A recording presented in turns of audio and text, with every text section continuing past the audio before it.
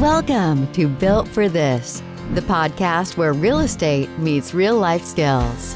Hosted by Andrea Lane and Alyssa Bicar, each episode features investors turning their unique edge into long-term rental success. Hello and welcome to the Built for This podcast. I am your co-hostess, Alyssa Bicar, the consultress, here with my partner in crime, the fearless real estate investor, Andrea Lane. Oh, she is fantastic. I love having these conversations here with her because she's been almost 50 years in the business, ladies and gents. Like, she knows her stuff and she always asks these amazing questions to help draw out wisdom from real people doing real estate investing in today's marketplace. So, Andrea, who do we have for him today? So I'm excited. Today we have Shona Lepis, and thank you so much, Shona, for joining us. I really appreciate it. She is from Portland, Oregon, which is where she has built her portfolio of midterm rentals. So I'm looking forward to hearing your story. But before I hear it, why did you get into real estate? This is my favorite question. I always like to find out. That is a great question. I'll try and be brief. I guess, I grew up in California where real estate was very expensive. And I kind of always heard stories about buying real estate very cheap back in the day in the Bay Area, right? And then I found myself in Portland, Oregon, and I realized, wow, it was at the time that was very affordable. And so I just kind of like, it was always like a gut feeling of like, I understand real estate makes sense. It's a real asset. It appreciates. I like cash flow. It's kind of an evolution from there. But yeah, I think just growing up in an expensive market and moving to another market and realizing that it's also in my blood, kind of. I love that. So I grew up in Brooklyn. So I know about expense. I live in New Jersey and it doesn't get any cheaper. When I found Middle America, I was like, holy crow, I wish I found it 40 years sooner, because you can actually afford to buy nice houses without giving away your youngest child. So that's a great way to get in. So what do you love most about real estate? I just like that it's a tangible asset and that it provides cash flow and, air quote passive income.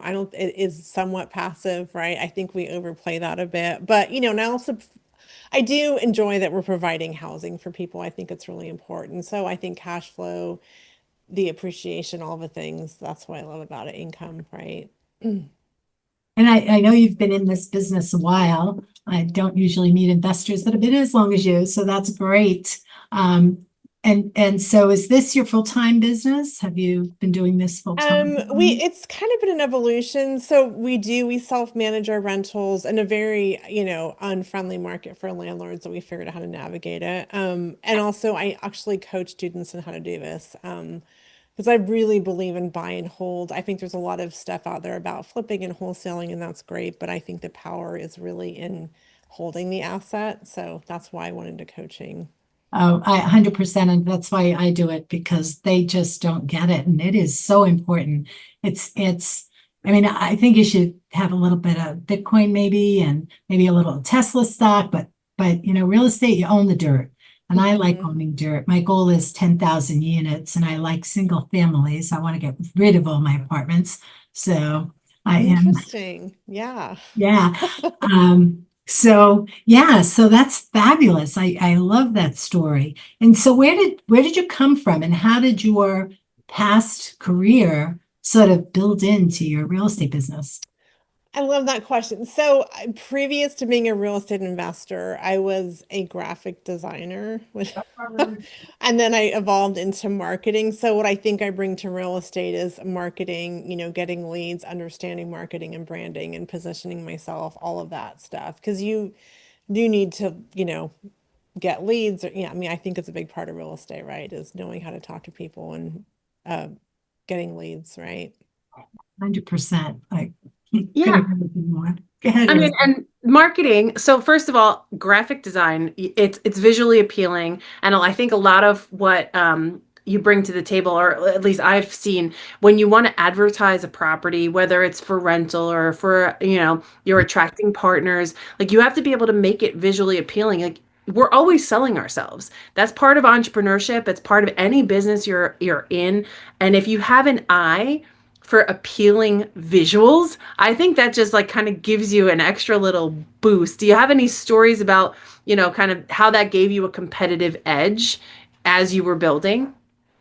Well, I think it's definitely in the niche that I'm in, which I love. I love to talk about. It's midterm rentals, so 30 plus day stays, which are fully furnished rentals, right? And they are fully furnished and designed. And I think you can charge a premium for a nicer property that is nicely designed. So I think that's where my background really comes in, and that's why I like that niche. I mean, it's amazing cash flow, and we're providing an experience, right, for guests that are staying there. And so a big part of that's design and the experience of it. I like that. Nobody ever talks about the design in the midterm, right? They talk about it in the luxury short term, but they never talk about it in midterm. But it really is important that you have the niche where you really design it specifically for midterm rentals. And what kind, and I'm going to ask more questions about this. So what kind of tenants do you have? Yeah, so there's kind of a gamut, right? And it depends on the property that you have, right? For some of my smaller properties, it's digital nomads, people that can kind of work from anywhere. They like to work remote. Nurses, traveling nurses, medical professionals, right? Those types. Sometimes people in transition for larger properties. It's a lot of times displaced families with insurance claims, right? So they had like water damage or a pipe burst or a flood or a fire, and they need to be put up in housing. And that's where midterm rentals come in and the insurance pays for it, right? So that just depends on your property type, but those are like anyone kind of in transition or a family moving to the area and they want to buy a house, they're not quite sure where they want to land. I'm always interested because I'm talking to more and more people who do the midterm, and some specialize in corporate and some specialize in insurance. And so, like, where people are at. I think you always have to have a wide kind of, not just one type, because insurance is great, but it's hard to predict, right? So you don't want to just go after one type Well, of. and you hope it doesn't happen often. Right. So, what's your biggest challenge in real estate? Well, I think it's an ongoing thing. I think the most important thing is mindset and understanding there is opportunity out there, right? You just have to look for it and do the right kind of marketing. So like my last deal, for example, it was zero down. It was 100% seller finance. And if you would have told me that a couple of years ago, I would have thought that's insane. Like why would someone do that? And now I understand it's really a win-win. So I think understanding that there's potential out there and just being open to that, and because you can listen to the news and all the stuff and you're just like, well, there's no deals out there, it's too expensive. But I bought that in Baloney. right. Yeah, but Go ahead, sorry. it is a real fear that keeps people stuck. I mean, I think it's when you think about like front page news, by the time it's front page news, it's already old news. But the doom and gloom side, there's never a good time to do anything. If you look at the way news is structured, like it's meant to induce fear and famine, and that's it. So like if you're hearing, oh, stay out of the market, it's not a good time. Yeah, it's just keeping the people who aren't clear about what they want from taking action. And I think that's kind of like the biggest tragedy is that, people's fear guides their decisions rather than, what is it you're looking to accomplish and how are you thinking about your role in your business. So I love what we've heard so far about marketing and seeing it as a partnership, and then looking at it from a place of service and what is the need in the marketplace, and being a problem solver. So if you're a problem solver, Lord knows there's always problems to be solved. Am I right? Yeah, it's amazing how many people are afraid. And that's what I try to overcome. And so in my RIA, one of the gentlemen said, oh, there's no property, you can't find any. And I said, I guarantee you, I can find a property in your market. I don't care where it is, I can find something. And I said, how many offers are you making? And he said, well, maybe 1 or 2 a month. I said, well, I can't help you. If you're not willing to work for it, it's not going to drop in your lap. So yeah, I get it. That fear is in everybody, but there's a way around it. You just work for it. Yeah. So passive comes only after you have the property. So right. Yeah, and then at that, it's always semi-passive, right? Because you always have to have your finger on the pulse of your business. You can't just let it go automatic here in real estate. Are you self-managing these properties? How is your business structured to facilitate the midterm rentals across your doors? Yeah, and we use software, right? We use a PMS. So we use software and we have a small team and we have a team of like handyman and people that fix stuff, right? But we do self-manage. There's not a lot of good managers for midterm. So yeah, and I also believe no one will care about your property like you do. You know, I've heard the good and the bad of that property management, but so we self-manage, yeah. Yeah. And what's the future look like? It seems like you put together a nice portfolio. Are you looking to grow, or with the number of units you have, do you feel like you're at capacity? Like, what's your vision here for building I it out? think, yeah, we're looking to scale. Yeah, scale more and specifically, yeah, I think more, single families. I think that's great for midterm, right? As far as an asset class. And I think it's the cash flow can be really great, right? So I'm looking to scale a little more for sure. Yeah. That's And awesome. single families, and not only the cash flow, they appreciate better than multis and apartments. They really do. I mean, if you're just going to keep a house forever, yeah, it's a win-win. I love it. So Mhm. Yeah. great. One of the things I'm really passionate about is about solving problems, being an entrepreneur, and your asset that in your business model happens to be in real estate. How do you combat that lone wolf scenario? Like a lot of people who are their own boss and they wind up building their own business, feel siloed in a lot of ways, or feel like they're, the chief cook and bottle washer, and then, kind of marooned out there on their own island. How do you combat some of that, and how do you experience that in your particular business? Yeah, it's a great question. I mean, I think like the real estate community where I'm at, there's a lot of meetups. So I think there's a lot of community things you can join, right? And that makes you feel less kind of alone. That and I think joining masterminds, right? Like things like that. I mean, I've been an entrepreneur pretty much my whole career, and it is a lot of motivation, right? And sticking with things. But yeah, I think there is definitely you just have to kind of get out there, right? And join the RIAs and be part of different communities or masterminds because it Yeah, can be kind of isolating for sure. I, love I that. couldn't agree with you more. So many people are, oh, a mastermind, that takes time and money, but it's such a value to be with people. Like I always like to be with people one step above me, because if I'm with me, I already know it. Like I don't need myself to tell me what to do. So Right. it just brings so much value. And Yeah, and people who bring a different perspective, right?